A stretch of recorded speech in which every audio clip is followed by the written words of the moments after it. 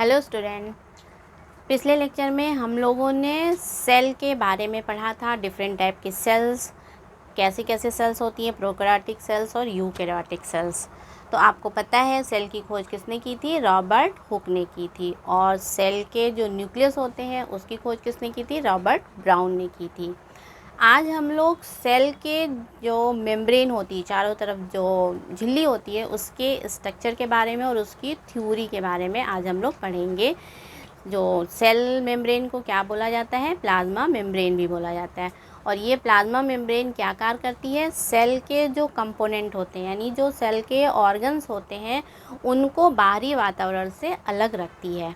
और जितने मॉलिक्यूल्स होते हैं वो सेल में उसी मेम्ब्रेन के थ्रू आते हैं या बाहर जाते हैं।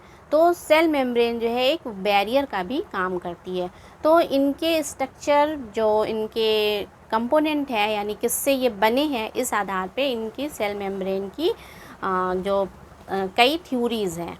तो अलग अलग थ्योरियाँ हैं जो आज हम देखेंगे कि सेल मेम्ब्रेन या प्लाज्मा मेम्ब्रेन की जो क्या थ्योरी है और इनके जो मॉडल हैं, कौन थ्योरी के हिसाब से इन्हें अलग अलग मॉडल का नाम दिया गया था। तो हम सेल मेम्ब्रेन या प्लाज्मा मेम्ब्रेन के मॉडल्स के बारे में आज डिस्कस करेंगे। तो पहला मॉडल जो है वो क्या है? ओवरटन ड्यू कला, जिसे क्या बोलते हैं? Bio membrane model. ये बायो मेम्ब्रेन मॉडल जो है हैंस होस्टर्स और ओवरटन ने 1889 में दिया था। तो हैंस और ओवरटन जो थे, इन्होंने देखा कि जो सेल मेम्ब्रेन है, इनमें से जो वसा में या लिपिड में घुलने वाले जो पदार्थ हैं या मॉलिक्यूल्स हैं, वो सेल के अंदर आ जा रहे हैं। तो इन्होंने निष्कर्ष निकाला कि सेल मेम्ब्रेन जो है या प्लाज्मा मेम्ब्रेन किसकी बनी हुई है? वो वसा लिपिड की बनी होगी, यानी वसा के मॉलिक्यूल्स की बनी होगी या लिपिड के मॉलिक्यूल्स की बनी होनी चाहिए। लेकिन उन्होंने जो मेम्ब्रेन था उसका संगठन नहीं देखा। तो उन्होंने निष्कर्ष ये निकाला कि ये किसकी बनी है? कोलेस्ट्रॉल और फास्फोटाइडियल कोलिन, जो वसा के मॉलिक्यूल्स हैं, इससे ये बनी है। और इनके संगठन का या उनके जो मॉलिक्यूल्स हैं वो कैसे लगे हैं, ये उन्हें नहीं पता चल पाया। बाद में उन्होंने देखा कि जो वसा मॉलिक्यूल्स हैं सिर्फ वही आ जा रहे हैं। कुछ मॉलिक्यूल्स ऐसे थे जो उन्हें उसमें से नहीं पार हो पा रहे थे, तो उसका वो सही से ज्ञान नहीं दे पाए कि ये कैसे आ जा रहे हैं। इसके बाद फिर गार्टन और ग्रेंडियल, जो गार्टन और ग्रेंडल थे, इन्होंने वसा मॉलिक्यूल्स देखा कि जो वसा के मॉलिक्यूल्स हैं ये किसके बने हुए हैं? 2 लेयर के बने हुए हैं। तो इस आधार पर इन्हें जो दूसरी थ्योरी थी वो क्या आई? गार्टर और ग्रेंडियल का वसा द्विपरत मॉडल, यानी बाई लिपिड लेयर मॉडल। 1925 में एवरजो गार्टर और फ्रांकोइस ग्रेंटल, इन्होंने रेड ब्लड कॉर्पस यानी लाल रक्त कोशिकाओं पर अध्ययन किया। और इन्होंने ये पाया, इसलिए रेड ब्लड कॉर्पस पे ही क्यों इन्होंने अध्ययन किया?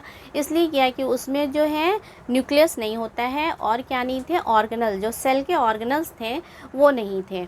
सिर्फ क्या थी? सिर्फ मेम्ब्रेन थी। जो प्लाज्मा मेम्ब्रेन है सिर्फ प्लाज्मा मेम्ब्रेन थी। तो इसलिए उन्होंने रेड ब्लड कॉर्पस को चुना कि उस पर अध्ययन किया और देखा।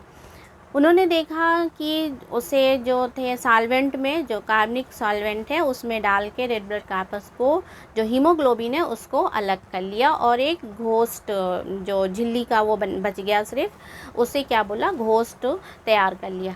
अब इसके इनकी जो लेयर बची उसका क्षेत्रफल निकालने के लिए कि मीन्स कितनी ये क्षेत्रफल है, उसको देखने के लिए इन्होंने लैंग मुई, जो एक एपरेटस था, लैंग मुई गर्थ, इस एपरेटस से उन्होंने सेल मेम्ब्रेन का क्षेत्रफल देखा। तो उन्होंने देखा कि जो सेल उन्होंने पहले लिया था, यानी सॉल्वेंट में जो हीमोग्लोबिन था निकालने से पहले जो सेल मेम्ब्रेन का क्षेत्रफल था, और उसके बाद जो बच गया, यानी जो घोस्ट बच गया, यानी हीमोग्लोबिन अलग हो गया, फिर जो झिल्ली सी बच गई, उसका जब उन्होंने क्षेत्रफल निकाला तो देखा वो डबल था। यानी प्लाज्मा मेम्ब्रेन का रेशियो और जो सेल मेम्ब्रेन का रेशियो था वो क्या था? 2:1 था। यानी जो प्लाज्मा मेम्ब्रेन थी वो क्या थी? डबल थी। तो वो इस निष्कर्ष पर निकले कि जो वसा मॉलिक्यूल्स हैं उनका क्षेत्रफल कैसा था, डबल था। तो उन्होंने ये निष्कर्ष निकाला कि सेल मेम्ब्रेन जो है वसा की 2 परतों की बनी, यानी कि जो डबल बायोमॉलिक्यूल्स का क्षेत्रफल निकला, तो उन्होंने ये निष्कर्ष निकाला कि ये किसकी बनी होगी, डबल लेयर की बनी होगी। अब ये जो वसा के जो डबल लेयर द्विपरत जो थी वो अणु थे वो एक दूसरे से कैसे लगे थे, विपरीत स्थित थे, यानी कि एक दूसरे के अपोजिट वो अरेंज थे। अब वसा अणु जो थे वो कैसे थे, द्विशिरा, यानी उसमें पोलर हेड पाया जाता था और एक नॉन पोलर टेल पाई जाती थी। तो जो वसा अणु है वो कैसे थे, ध्रुवीय शीर्ष था और वो किधर था, बाहर की तरफ लगे रहते थे। और जो नॉन पोलर यानी अध्रुवीय जो पूंछ थी वो किधर थी, अंदर की तरफ लगी रहती थी। जैसा कि आप फिगर से भी आपको क्लियर हो जाएगा, ये लिपिड के मॉलिक्यूल्स है, ये एक मॉलिक्यूल्स है, तो ये एक लेयर हो गई और एक ये लिपिड की लेयर हो गई। तो ये बाई लेयर यानी लिपिड की बाई लेयर होगी। ये पोलर हेड हो गया और ये नॉन पोलर टेल हो गया। तो ये मॉलिक्यूल्स कैसे लगे थे, लिपिड बाई लेयर मॉलिक्यूल्स लगे थे और हेड किधर की तरफ था, बाहर की तरफ लगा हुआ था, और दोनों पूंछ जो थी मॉलिक्यूल्स की, लिपिड मॉलिक्यूल्स की, वो किधर थी, अंदर की साइड थी। तो इस आधार पे से क्या कहा गया, लिपिड बाई लेयर मॉडल कहा गया था। और इसे किसने दिया था, एवर्ट गार्टन और फ्रांकोइस ग्रेंडल ने निकाल दिया था। तीसरा जो मॉडल है वो क्या है, डैनियल और डेवसन का सैंडविच मॉडल। तो डैनियल और डेवसन जो साइंटिस्ट थे, इन्होंने बताया कि वसा बाइलेयर की जो परत होती है वो जो है प्रोटीन, उसके बाहर की तरफ जो है दोनों एक एक प्रोटीन की लेयर होती है। यानी बाई लेयर जो लिपिड बाई लेयर होती है वो प्रोटीन के लेयर के बीच में दबी रहती है, जैसे सैंडविच में आपने देखा है कि बीच में दबा रहता है। तो इसीलिए इसे क्या बोला गया, सैंडविच मॉडल बोला इन्होंने, डैनियल डेवसन का सैंडविच मॉडल। तो डैनियल और डेवसन ने, जेम्स डैनियल और ह्यूग डेवसन ने 1935 में देखा कि इसमें प्रोटीन लेयर को भी शामिल किया, यानी कि एक प्रोटीन की लेयर भी होती है। और क्या निष्कर्ष निकाला, इन्होंने देखा कि कोशिका झिल्ली वसा द्विपरत की बनी होती है। तो सभी ने बताया कि कोशिका झिल्ली by layer, lipid by layer की बनी होती है। लेकिन डैनियल और डेवसन ने क्या बताया कि जो वसा मॉलिक्यूल्स हैं उनमें अवशोषित शीर्ष जो बाहर की ओर उन्मुख होता है, जो उनका पोलर हेड है वो किधर है, बाहर की तरफ होता है। और वसा लेयर की सतह पे बाहर की तरफ क्या होती है, एक प्रोटीन जो है वो लगी रहती है, यानी जो लिपिड बाई लेयर है उसके ऊपर प्रोटीन की दोनों तरफ एक एक प्रोटीन की लेयर लगी रहेगी। अब प्रोटीन में क्या होता है, हाइड्रोफोबिक, जो अंदर का भाग है वो कैसा होता है, हाइड्रोफोबिक होता है, और दूसरा जो बाहर का भाग होता है वो क्या होता है, हाइड्रोफिलिक होता है। तो जो हाइड्रोफिलिक भाग है वो जल के जो मॉलिक्यूल्स हैं, वाटर के जो मॉलिक्यूल्स हैं उनके साथ आते जाते रहते हैं। इसी में फिगर में आप देख लें कि जो इनका सैंडविच मॉडल है वो क्या, ये तो लिपिड बाई लेयर मॉडल हो गया, इसी में सैंडविच मॉडल जब हो जाएगा तो इन्होंने बताया कि एक प्रोटीन की लेयर होती है, यानी एक दोनों तरफ क्या होगी, प्रोटीन की ये लेयर हो गई, ये प्रोटीन हो गए, ठीक, ये प्रोटीन की लेयर हो गई।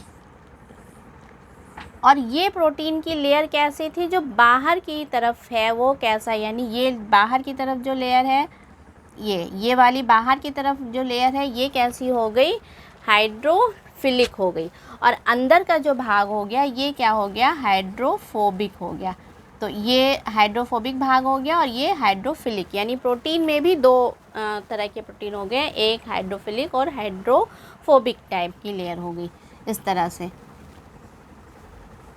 बाहर की तरफ क्या हो गई, हाइड्रोफिलिक, और अंदर की तरफ हाइड्रोफोबिक, ये ठीक, ये क्या हो गई, प्रोटीन लेयर हो गई। और ये पोलर हेड हो गया, ये हेड क्या हो गया, पोलर, और ये टेल कैसी हो गई, नॉन पोलर, टेल कैसी हो गई आपकी, नॉन पोलर। तो ये सैंडविच मॉडल, यानी दो प्रोटीन की लेयर, उसमें जो बीच में है लिपिड की जो बाई लेयर है वो बीच में दबी रहती है, इसलिए इसे क्या बोलेंगे, ये सैंडविच मॉडल इन्होंने बोला। नेक्स्ट है आपका रॉबर्टसन का यूनिट मेम्ब्रेन मॉडल। तो नेक्स्ट जो मॉडल आया वो क्या आया, रॉबर्टसन का यूनिक मेम्ब्रेन मॉडल। तो 1958 में डेनियल रॉबर्टसन के जो अनुसार है, इन्होंने बताया कि जो मेम्ब्रेन होती है वो सभी मेम्ब्रेन क्या होती है, एक ही तरह के अनुसार काम करती है। यानी जो मेम्ब्रेन यूनिट मेम्ब्रेन मॉडल है वो क्या है, सभी मेम्ब्रेन की जो मॉडल है वो झिल्लियों पर लागू होता है, सभी झिल्लियों पे एक जैसा लागू होता है, इसीलिए इसे क्या बोला गया, यूनिट बोला गया। तो यूनिट मेम्ब्रेन मॉडल किसने दिया था, डेविड रॉबर्टसन ने दिया था। कब दिया था, 1958 में दिया था। तो इन्होंने क्या बताया, इसे क्या बोला, यूनिट मेम्ब्रेन कहा। इनके अनुसार जो है जो मेम्ब्रेन है वो कैसी होती है, यूनिट मेम्ब्रेन मॉडल जो है 7.5 nm मोटी होती है, 7.5 nm मोटी होगी या 75 एंगस्ट्राम मोटी होती है।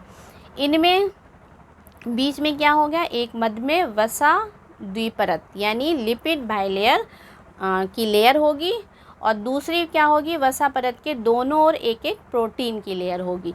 सेम ऐसे जैसे सैंडविच मॉडल इन्होंने बताया, वैसे ही इनका यूनिट मेम्ब्रेन मॉडल भी है। उन्होंने क्या बताया कि ये जो है टोटल जो प्लाज्मा मेम्ब्रेन की मोटाई क्या है, 7.5 nm होगी, और इनमें जो है एक प्रोटीन की लेयर और दोनों तरफ एक एक प्रोटीन की लेयर होगी, और बीच में क्या है, बाई लेयर यानी फास्फोलिपिड की बाई लेयर होगी। तो इन्होंने बताया, और ये कैसी है, सभी जो झिल्लियों पे एक ही जैसी, सभी झिल्लियों पे समान एक ही जैसे लागू होता है, इसीलिए इन्होंने क्या बोला, रॉबर्टसन का यूनिट मेम्ब्रेन मॉडल बताया। इसके बाद नेक्स्ट जो थ्योरी आई प्लाज्मा मेम्ब्रेन की या मॉडल आया, उसे क्या बोला गया, fluid mosaic model. Fluid mosaic model, fluid आप जानते हैं इसे क्या बोलते हैं, लिक्विड, और मोज़ेक यानी जिसमें प्रोटीन थी वो कैसी थी, वो वसा लिपिड में धसी हुई थी। मोज़ेक जैसे आपने फर्श पे देखा मोज़ेक लगे रहते हैं, वैसी वो धसी हुई थी। तो नेक्स्ट थ्योरी जो आई वो क्या आई, फ्लूइड मोज़ेक मॉडल आई। तो ये सबसे रिसेंट थ्योरी है, और इसी को मान्यता मिली कि फ्लूइड मोज़ेक मॉडल ही जो प्लाज्मा मेम्ब्रेन का जो स्ट्रक्चर है वो किसके तरह है, फ्लूइड मोज़ेक मॉडल की तरह कार्य करता है। और ये सब थ्योरियाँ जो क्या हुई, इन सब थ्योरियों की मान्यता नहीं रही। तो नेक्स्ट लेक्चर में हम लोग देखेंगे फ्लूइड मोज़ेक मॉडल का स्ट्रक्चर और थ्योरी। Thank you.